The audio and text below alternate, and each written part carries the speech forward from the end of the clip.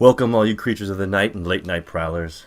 This is the latest podcast episode in gore and guts, slashers, screams, and squeals, the paranormal and the fucking supernatural.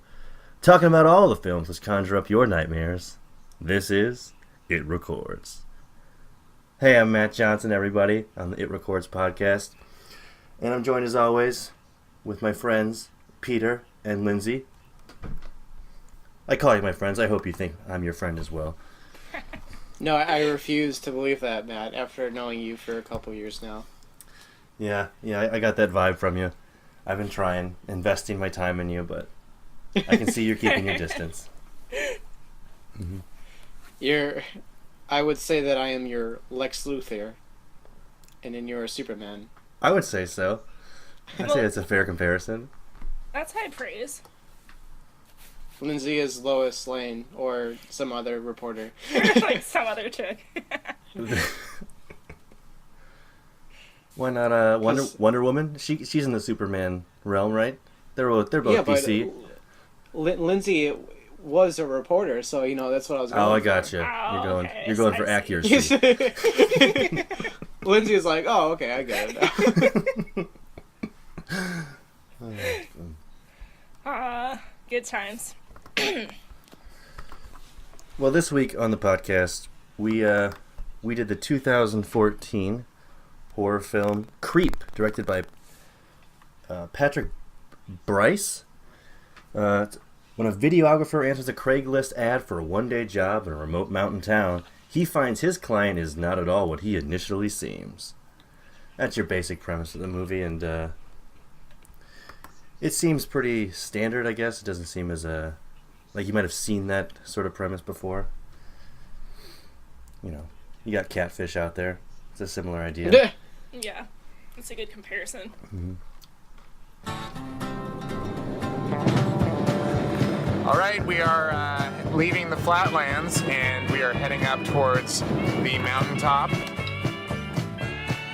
The ad said $1,000 for the day, filming services. Discretion is appreciated. A yellow door. And realizing that no one knows I'm here. Hi! Oh, I'm sorry. I didn't mean to scare you. I'm assuming you're Aaron. Yeah, Aaron. Nice to meet you. Joseph. Oh my god.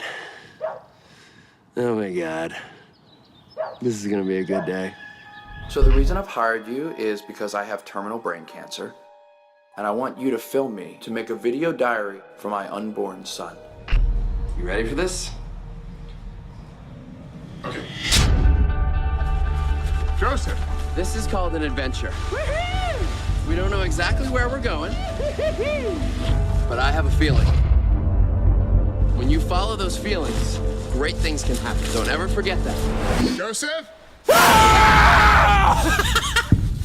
There was about 2 seconds there where it looked like you wanted to kill me. Joseph? I think I'm gonna head back. You see my keys? One drink, okay? Bottoms up.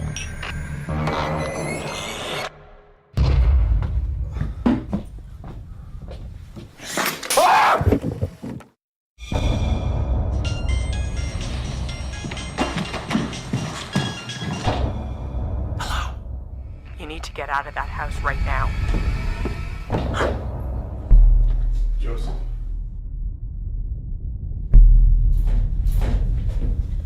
Joseph. Why do you look scared? Don't be scared. It'll all be over soon.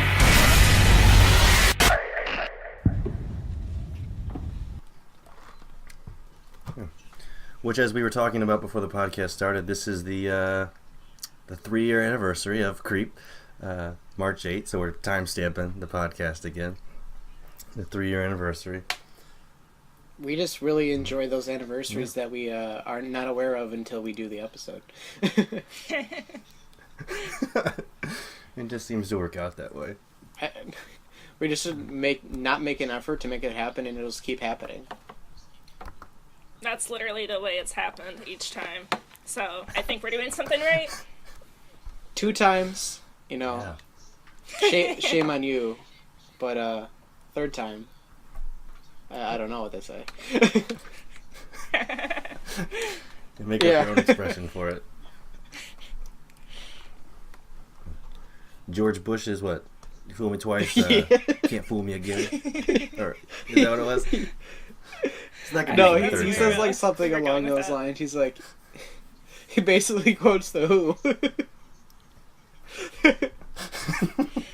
He's like, you won't be fooled again. I think is what he says. I think that's right. Oh man, I could watch some good Bushisms on YouTube. But anyway, That's another podcast. yeah, that's our other podcast where we talk about former President Bush. Both Bushes. That's it though. There's But both for of them tonight, between how dirty sounding their name is. Yeah. how dirty sounding they are. Do we talk about both Bushes, both Yes. presidents, father and son? That's right. Yeah, and compare their It presidencies. just makes sense. Mhm.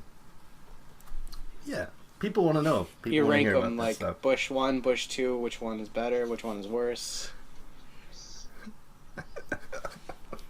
Yeah, we have a whole criteria list of, what makes a good president. What Bush did it. Now, start. Is it everybody's first time viewing this movie? Or have people seen it? Definitely mine. I've seen Your it first before. time seeing it? You've seen it before. I have. Okay. All right. I picked it for this week, but it is my first time as well. I'd never seen it, but it has been recommended to me for years now to come and see this movie, and I was drawn to it for Mark Duplass, really. And for those who don't know, he plays Joseph in this movie, who is the person who puts the Craigslist ad online, and he was actually produced it and helped write it with director Patrick Bryce, who's actually Aaron in this movie, the videographer. Yeah, you shared that with me before the podcast started, and I was like, that makes sense, but I didn't really think about it. Yeah, I didn't know that until, watching it, I was on my phone doing some extensive research, but I knew Mark Duplass and he was on the writing, but I didn't realize who Patrick Bryce was at all. I hadn't heard the name until I actually looked at the credits, and he's Aaron. He's the other actor in the movie, and basically this whole movie was just them two, the whole process, essentially. Yeah, I don't think we ever see any other person. Maybe like a few extras that were in the restaurant is really the only thing I could think of. Yeah. You guys are forgetting Angela. Angela plays a could very forget critical Angela. role in this movie for us. Whoa, that's spoiler alert We- territory. That's jumping the gun a little bit. I jumped halfway into the film. Do you even see her? I'm sorry. I don't even remember. You never... I don't think we ever see her. No, she's on the phone with That's right. Aaron. That's right. So she talks to him. And that's kind of where I think the movie...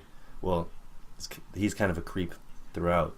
But it's where we as the He's an odd audience start to fellow. learn that there's something off about him, like concrete evidence. She's like, hey, you should get out of there.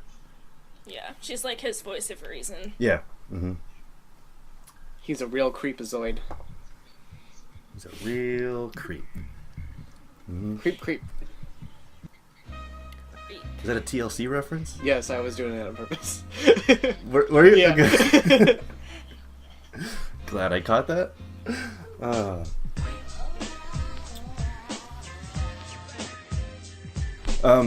But as I mentioned, well, this movie's a quick hour and 17 minutes long. It's pretty fast, but most of I would argue that it's a very slow Of- hour and 17 okay. minutes. I I felt every minute of it. I guess I could agree with that. I mean, there's some hour and 20-minute movies that, yeah, it does grip you. I feel like maybe if that's what you mean, that you were there for the whole hour and 20 minutes. I felt engaged with it.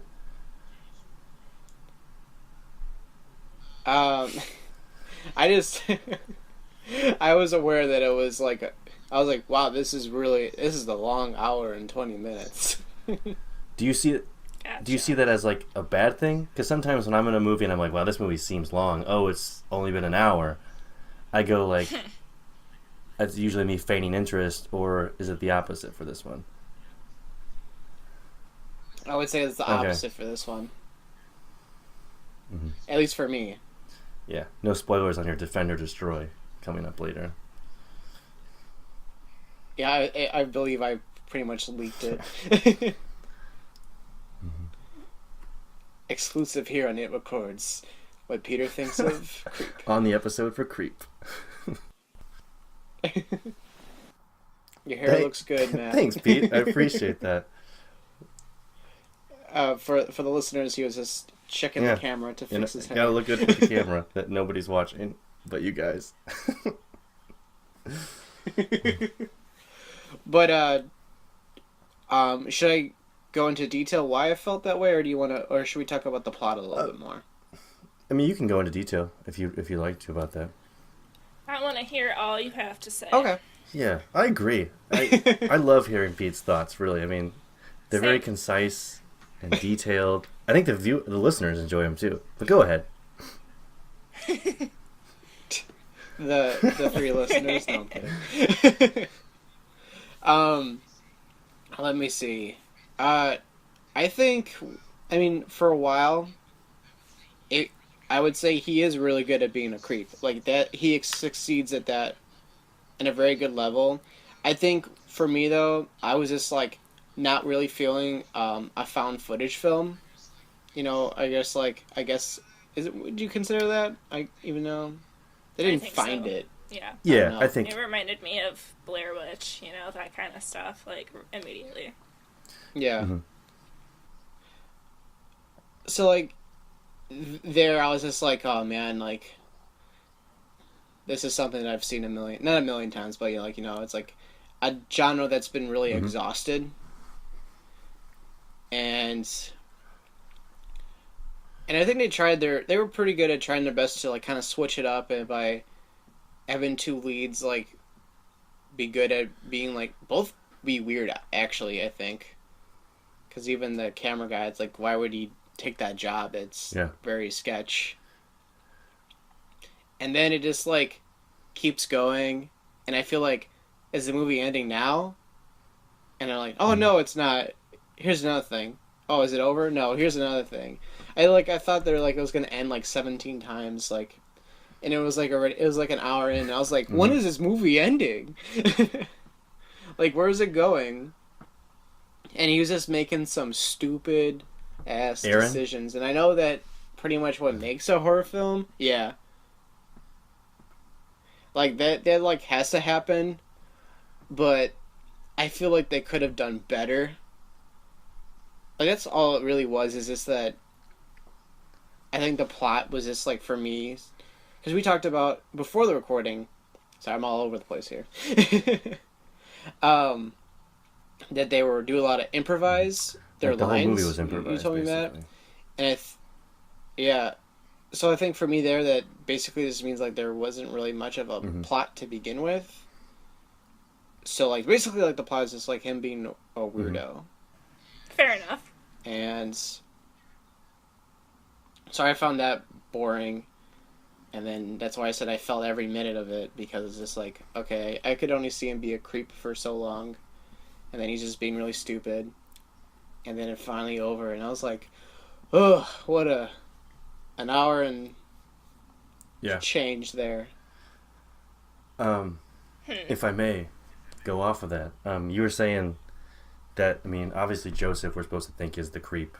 But you said you thought the other guy was kind of creepy or gave off that kind of vibe based on how his actions were.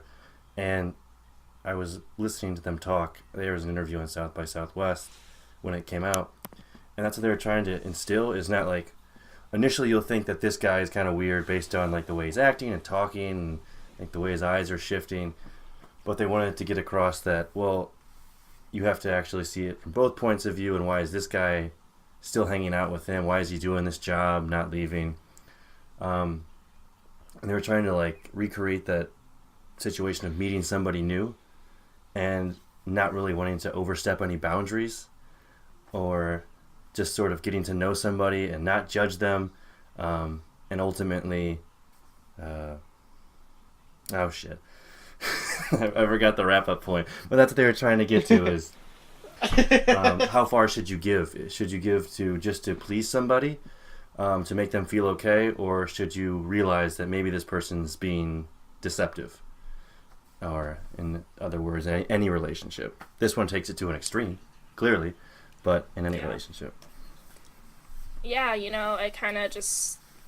What I took away from it was Aaron's kind of fatal flaw about the whole situation was his naivete and his kindness, you know? So that makes sense now, hearing that interview kind of covers...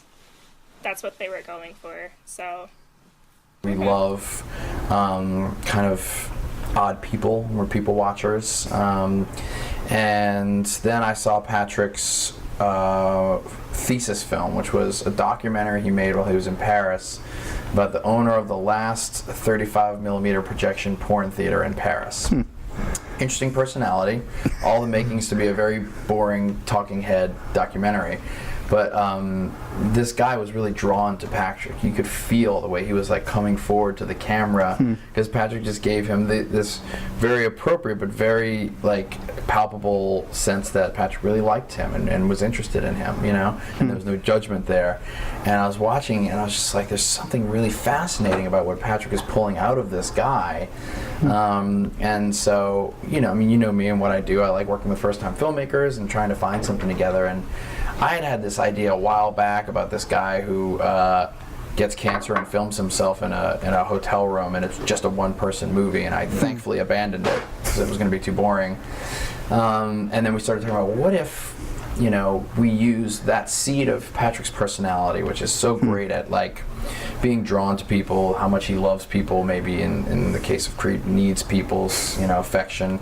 And then we took something that's in me that I've kind of struggled with personally, what I'm interested in is like what I call the president of the student council mentality, which is like when I walk into a room, I'm one of the kinds of people who knows how to shift my personality 10-20% to get what I want, or to maneuver a little bit, like, you know, that thing that in an extreme sense is sociopathic, you know. Yeah. What did you guys think of Aaron in general? Nice dude. Yeah. Kind of, you know, he seems a little, obviously not sure what to expect in the beginning, you know, as we kind of, in the opening of the movie. I don't think anyone would have expected what came next, though. So, unassuming, kind of, you know, feel bad for him. Yeah. Poor Aaron. Pete, thoughts on Aaron?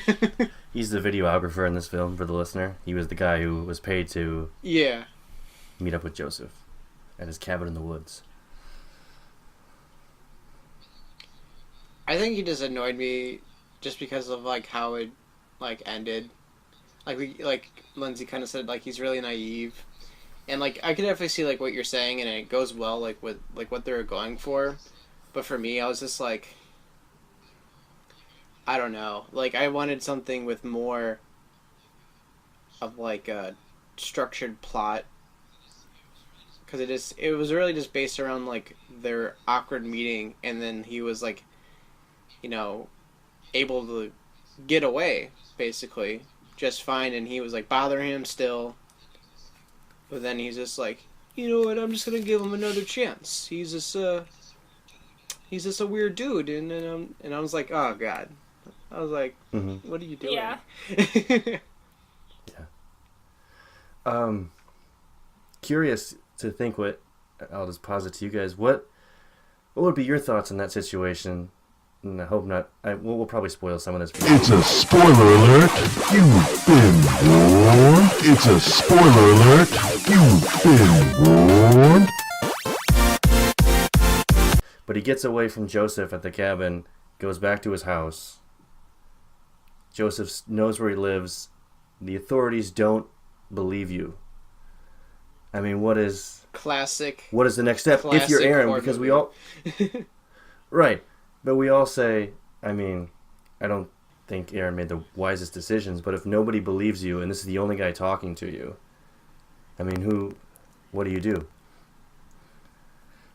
Panic. Yeah. Move. I don't even Freak know. out. What would I do? I don't know. It's such a These are stressful. real questions on It Records. Right. It's such a stressful situation. You know? go into witness protection program. Yeah. But You yeah, hire seriously. a PI. I don't know. Yeah.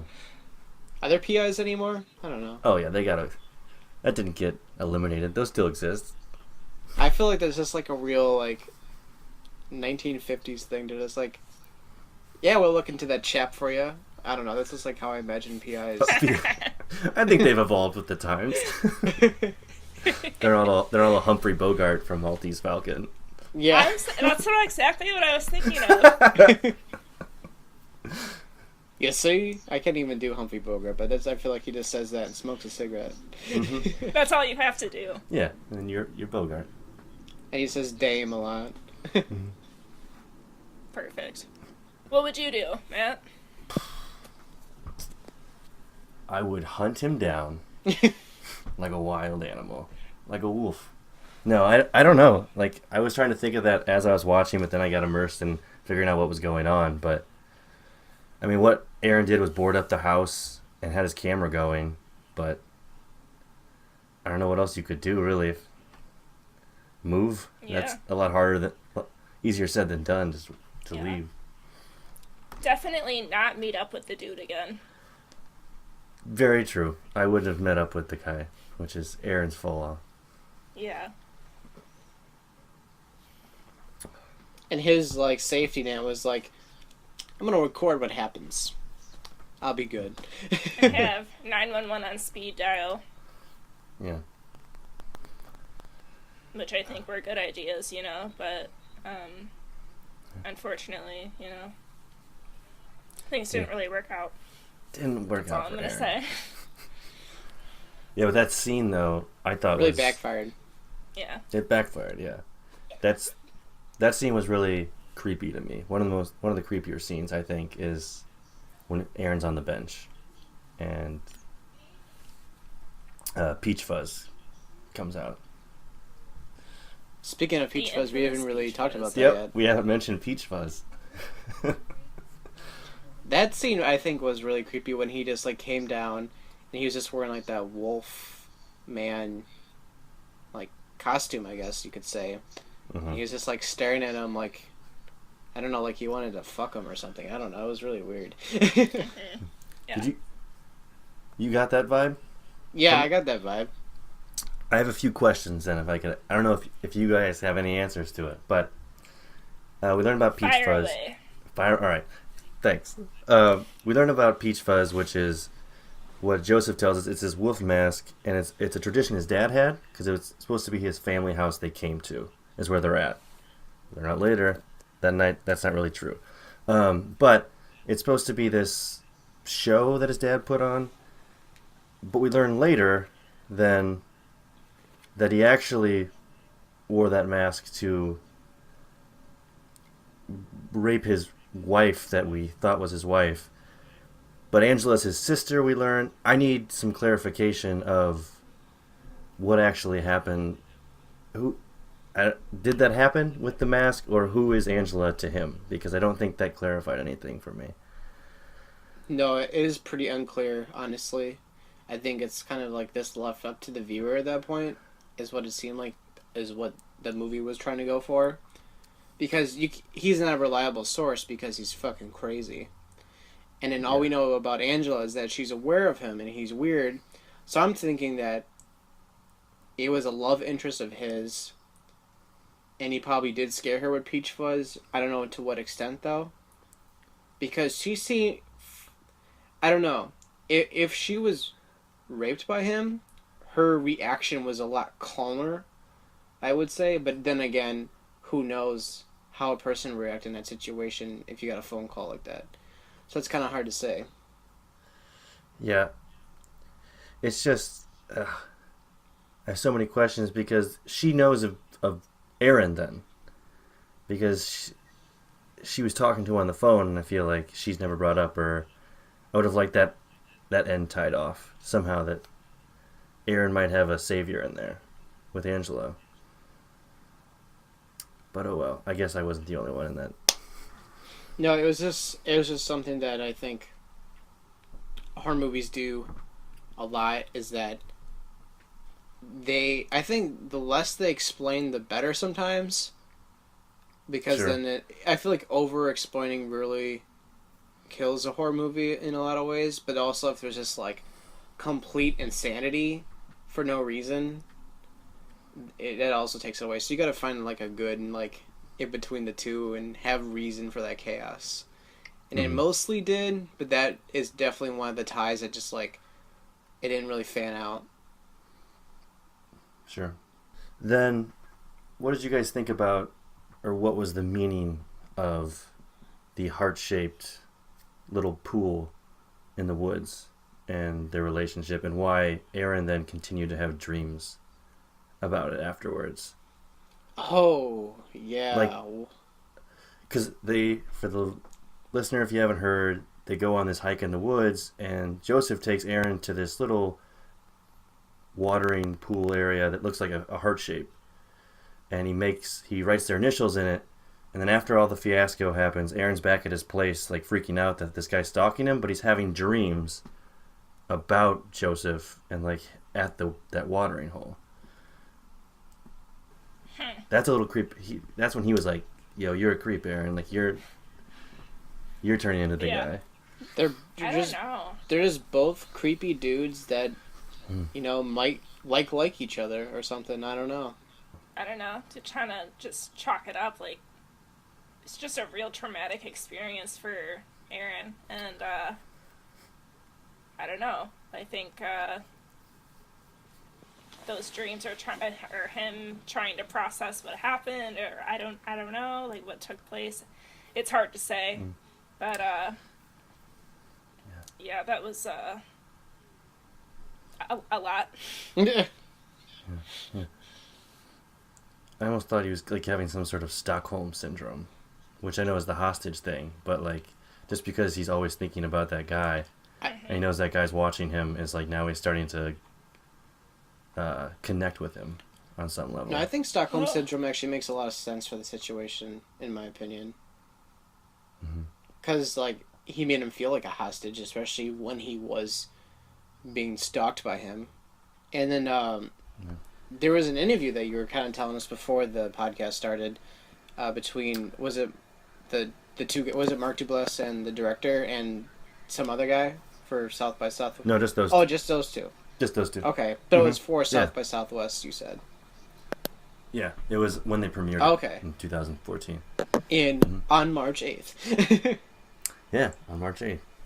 Yeah, and they were just kind of talking about the inception for it and the production of how they came about it, which we talked about is essentially it just was random conversations between them two, and they put it on camera. And essentially they just want to make like a black comedy almost, but they said for each scene there's like 10 to 12 different permutations of what the scene actually was, and different angles and different cameras to get the feel they were looking for. And the actual movie has 3 different endings because they weren't really sure what it is they were going for until the very end. I guess that's what you get with improvisation.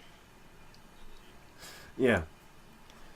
Which I found interesting when I was researching, just that they wanted to try to use different techniques to get like the visually for the viewer to feel that first interaction with somebody and make you feel that he's a creep, like from prolonged eye contact. The camera was only on Mark Duplass. You never really saw Aaron for a long time.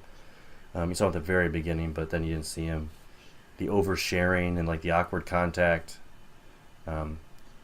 So it might look simple to us now, but I feel like that took a lot of different takes to really get what they were looking for. Yeah, I would agree. So a lot of the subtlety was in the editing. Good point. So props to the editor of this movie. And I saw that this is supposed to be the first of a trilogy. Yeah, that's what I read. Yeah, I just saw Yeah. that when I was looking at the trivia for this movie, and I was like, wait, what? The most recent thing I saw, and correct me if I'm wrong, I thought Creep 2 is just officially like announced they were gonna make it, so it's still a long way off. But Yeah. I think they gave it the green light officially like in September this past year, I think. So, Okay. It's in post-production right now. really. do you have? Is it the same people? Is Mark Duplass? It's the same director. Okay. Interesting. I'm looking at the IMDb page right now, actually. So, all that says is that it's Patrick Bryce and Mark Duplass are writers, and it's the same director. Okay. Well, they did the first one. It's a good sign. Anyway. Yeah. I'm a big fan of, not a big fan, but I enjoyed Mark Duplass's stuff. But this is the first horror thing I've ever seen him venture into, and it was good. I thought, well, I'll defend it as when we get there. But yeah, I think he usually writes his stuff that he is in, and then him and his brother direct their movies, but he didn't direct this one. Yeah. A lesser version of the Coen brothers, if you will. I was gonna say that, like, the first time I watched this movie, I was like really watching The League at the time, so it was really weird having that like complete flip from his ridiculous character in The League to we just lost Lindsay. There she is. Lindsay, oh, she's back. Lindsay's back. Nothing happened. Proceed. So yeah, that was a weird situation where it was like he's really funny in The League, and then he's just really weird and fucking creep. Yeah. Total flip. Well, that kind of shows his range as an actor then. I don't think I've seen him in anything else. So, if you guys have any recommendations for the audience, Oh, I want to hear. I got. Well, he's in The League, the TV show. Well, it just ended, which is a comedy show, but he's been in. I think it's called the one you like, or The One I Like. It was on Netflix, and he wrote and directed that. That one's really good. Your Sister's Keeper. Okay. He's not in this one, but he wrote Jeff Who Lives at Home. If you guys have heard of that one, with Jason Segel and Ed Holmes. Oh, that sounds like it would be good. Yeah, that one's. I'd go with that one first. And Susan Sarandon is in that too. And that was on Netflix for the listeners. So there's definitely a wider range of movies for him, it seems like. Yeah, they're kind of all over the place, but I think mainly they're more in that like dramedy like dramedy to comedy, drama to comedy, and sometimes there's a mix. But I have never really seen him do like a thriller horror specifically. Yeah. The One I Like kind of gives that vibe, kind of like a little bit of a thriller horror, but not really. But, okay. Yeah. Okay. With that, I think we've kind of said our opinions, but would we like to defend or destroy Creep 2014? Who wants to go first this week? Pete? I think we'll throw it to Pete first. Pete's giving me a thumbs down, which means it's all you, Pete. Thumbs down means destroy. Destroying. Wait. Is this the first destroy? No, it's my first or second. No, it's not my first. It's either my second or third. Oh, all right. Proceed. Okay, so the other one for sure is like that graduation one. Oh, yeah, most likely to die. Yeah, that's that right. was- Definitely, you destroyed that. There might have been another one before that, but I can't remember. That's right. I'm not really keeping tallies. Yeah. But you heard my reasonings before. I just thought, I am interested to see where he takes Creep 2. I'll give it a shot, but for this time around, I was just really bored with it, and it took too long to like really get anywhere. Like, it was like creepy, but I don't know. It just didn't really like pan out like to anything that was worthwhile to me. Okay. Well, I'll defend it. I thoroughly enjoyed it. I've talked up Mark Duplass enough, but I really thought, I will agree, like the plot wasn't really there. It was kind of just these interactions, but he said he wanted to be more of a character-driven movie of these two different people and how we interact with one another. And I was really impressed with just the editing of it all. Like, even I paid close attention to like when the camera was on, and like if that would have been a realistic moment for the camera to be on, and just the way they flipped back and forth, like when they were handing the camera to one another, I thought was really seamless. And overall, I thought it was creepy, and I'm looking forward to Creep 2. Well, I don't know. I don't think that, like, middle of the road is an option here. That's honestly how I feel about it, though. Like, I don't know. I don't usually watch a ton of, like, found footage films. Like, so it was a lot different of a watch for me. I'll get to that in a second. I do agree that it was a very thin plot, but on the other end of it, Mark Duplass, I think, really captured the character he was trying to portray, and I thought he did a really good job with that. And I also read that one of the movies that inspired them to create Creep was Misery, which we have previously covered. And so when I got thinking about that, I was like, wow, okay, there are a lot of similar characteristics between the two, and that kind of made me appreciate it a little bit more. And I gotta say, they really nailed it with that final scene. I was creeped out. It was chilling. So, I have mixed feelings about it, but I think I'm gonna lean on the side of defend. All right, I'll take it. Very interesting turn of events here. Yeah, that's a really interesting point about Misery. It definitely puts a different lens on the movie. It does. So, yeah. Well, I think that wraps it up this week for It Records. Thanks for tuning in. We always enjoy our listeners. Keep in touch with us on Twitter and Facebook. We are on social media. We're there. We have a presence. We'd love to hear what you're thinking. What you want us to talk about, maybe a mini episode, or what movies you want us to talk about. Want to hear our thoughts, if we're going to defend or destroy them. And until next time, everybody, I'm Matt Johnson, and I remain in the shadows. This is Matt Johnson, and I remain in the shadows. Now I'm Peter. No. Yeah. It's not me. That was a lie! And I still don't know what to say, so any tips, cause none here. Suggestions, fan suggestions, give Lindsay an outro.